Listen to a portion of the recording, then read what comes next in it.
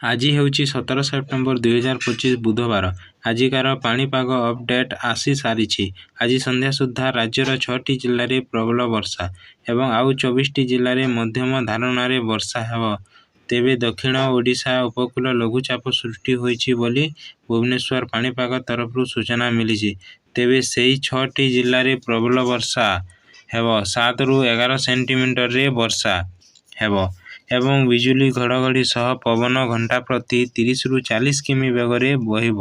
ଏହି 6ଟି ଜିଲ୍ଲାକୁ yellow warning ଜାରି କଲା ପାଣିପାଗ ବିଭାଗ।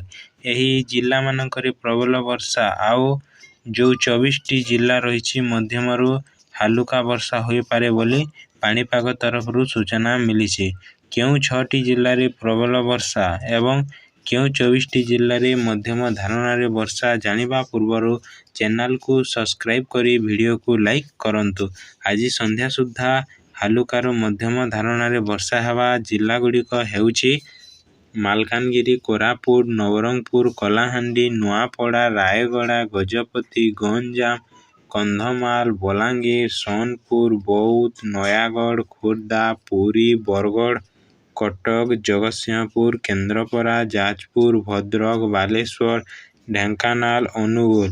ଏହାପରେ ପ୍ରବଳ ବର୍ଷା ହେବା 6ଟି ଜିଲ୍ଲା ହେଉଛି ସମ୍ବଲପୁର, ଝାରସୁଗୁଡ଼ା, ଦେଓଗଡ଼, ସୁନ୍ଦରଗଡ଼, କେନ୍ଦୁଝର, ମୟୂରଭଞ୍ଜ। ଆଜି ପାଇଁ ଏତିକି। ରହିଲି। ଧନ୍ୟବାଦ।